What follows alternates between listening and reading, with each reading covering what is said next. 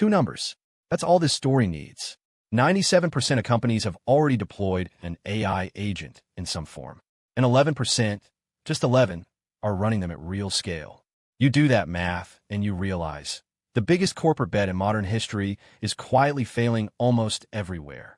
Microsoft, Google, Amazon, Meta.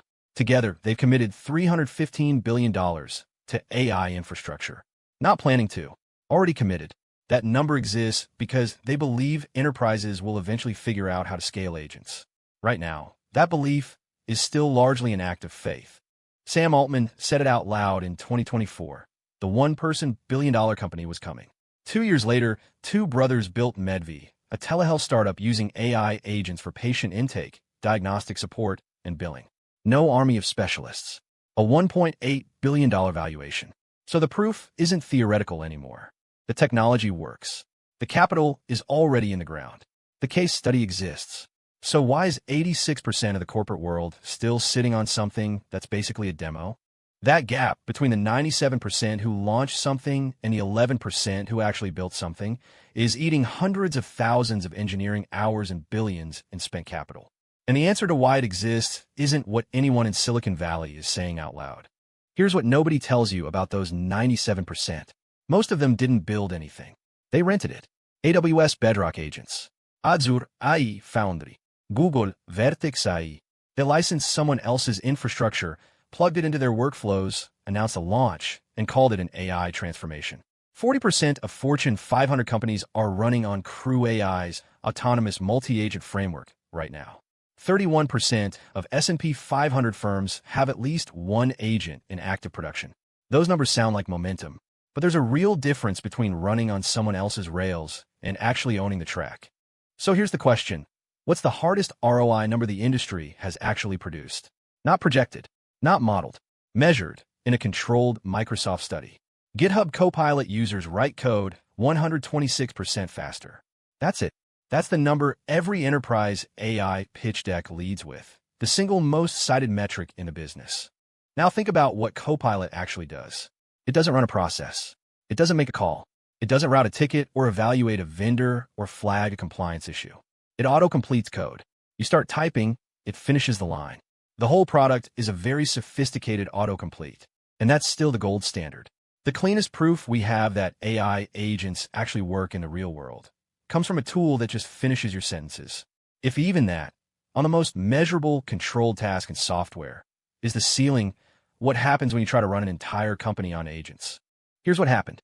The entire industry, every analyst, every VC, every CEO on a conference stage declared 2025 a year of the agent. Bold predictions, billion-dollar commitments, standing ovations, and then nothing scaled. By late 2025, virtually no major enterprise had deployed autonomous agents at any meaningful scale. So the industry did what industries do when a prediction fails spectacularly. They didn't admit it. They rebranded. Quietly. 2025 was the year of the agent. Now, it's the decade of the agent. They bought themselves 10 more years to be wrong. But the failure wasn't just a macro narrative. It happened inside specific companies on specific launch days. Fast Company covered a startup that built an AI agent they were genuinely proud of. Clean architecture, elegant models, the kind of thing that gets applause at a demo day. It flopped. Customers tried it once and walked. Not because it was broken, because it didn't reduce risk. Didn't save time when the stakes were actually high. The founder's own words in the postmortem. We built something because we could, not because customers asked for it. That sentence is haunting every engineering department right now. McKinsey tracked the damage across the industry. Hundreds of thousands of engineering hours quietly vanishing.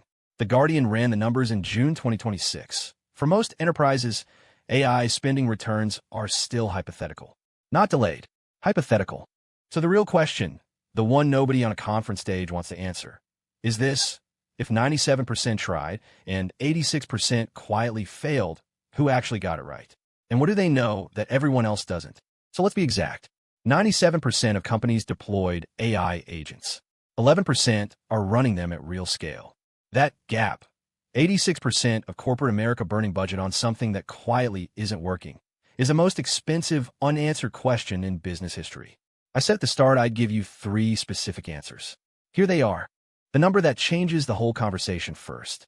AI native companies, the ones built from day one around agents, not retrofitted later, generate 83% more revenue per employee than older tech unicorns. Not noise, not a rounding error. 83%. The productivity gap between the companies that figured this out and the ones still running pilots isn't coming. It's already showing up on balance sheets right now. Take Medvi, valued at $1.8 billion, built by two brothers. And here's the thing most people miss when they hear that story. They didn't try to automate everything. They looked at their operational costs and found the three workflows burning through 70% of the budget: patient intake, diagnostic support, billing. That's it. 3. The rest of the company ran like a normal business. But those 3? Fully automated. Relentlessly deep. Now flip it. The Fast Company case study shows exactly what happens when you get this wrong. A startup built an AI agent they were genuinely proud of, elegant architecture, the kind of thing that gets applause at a demo day. Customers abandoned it because it didn't save them time in situations that actually carried risk. The founder's post-mortem was one sentence: "We built it because we could, not because anyone asked." They relaunched. Narrower scope. One pain point. Completely different result. That's the whole pattern. Every company in the 11% ran some version of this playbook. They didn't start with what can AI do. They started with where is the bleeding. High cost, high repetition, high stakes, pick one thing. Go deep before you go wide. And measure outcomes that customers actually feel, not model performance metrics living inside a dashboard nobody reads. Scope narrow. Go deep. Measure what the customer feels. That's the gap between the 11% and everyone else. But there's a version of this story that takes all 3 of those principles to an extreme no one in the enterprise world is ready to talk about publicly yet. A company already operating with 0 human employees. No parole, no org chart, just agents all the way down. That's next. Roman Bodnarchuk doesn't call a startup. He calls it an organizational singularity. 0 human employees. Not a lean team. Not 2 founders with a contractor fleet. 0. An unlimited fleet of AI agents running every workflow that used to need a human on each end of it. His argument is simple. Human-to-human workflows are structurally dead. Not struggling. Dead. He's not redesigning the org chart of the future. He's building a company with no org chart at all. And he's already raised capital doing it. Now, put that against the Gartner projection. By 2028, 90% of all B2B purchasing routes through AI agents. $15 trillion. That number is worth sitting with. 15 trillion is larger than the GDP of China. All of it moving through autonomous software that has no legal identity, no signature authority, no accountability structure that any court in any jurisdiction has actually written yet. Block and Oracle announced major layoffs and pointed at AI. Markets cheered, but Forrester's analysts checked. In most of those cases, AI isn't doing the work the day after people leave. The headcount is gone. The tasks shift to whoever's left or quietly don't get done. The AI announcement is, in a lot of cases, cover. So here's the actual collision. The most radical version of the thesis is already operating. No payroll, pure agents. And it's heading straight into $15 trillion of projected economic activity inside a legal system that has written none of the rules for it. No liability framework. No governance model. No precedent. When that much economic activity flows through autonomous software, the question of who legally and economically owns the value those agents create has no answer yet. And the stakes of that vacuum are about to get concrete. That vacuum has a name. $315 billion. That's not an R&D budget. That's Microsoft, Google, and Amazon buying the answer to a specific question before enterprises even know they're asking it. When you finally figure out how to run agents at scale, whose platform are you running them on? Most companies aren't building agent infrastructure. They're licensing it. AWS Bedrock agents. Azure AI Foundry. Google Vertex. When you license the Rails, you don't own the moat. The company that built the Rails does. That's not a temporary arrangement. That's the permanent structure of this market, which flips the entire competitive question. The race is not who builds the most sophisticated agent. The sophistication gap closes every quarter. These platforms train on billions of public and private data points, and they get smarter whether you pay attention or not. The variable that actually matters is deployment speed. Workflow selection, picking the right problem and moving before your competitor picks the same one on the same platform. So what the $315 billion is actually buying isn't a bet on AI being transformative.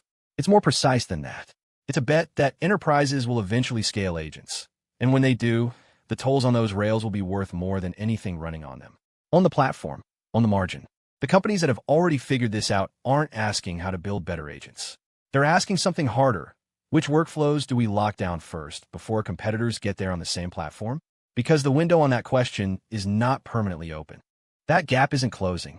97% deployed, 11% at real scale, and every month the company stays in pilot, the infrastructure bill compounds and the window gets smaller.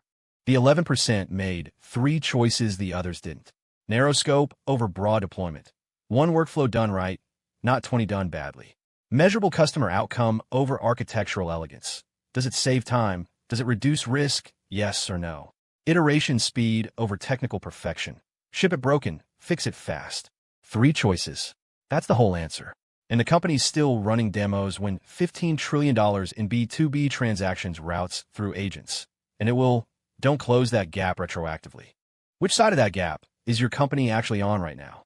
Drop the honest answer in the comments.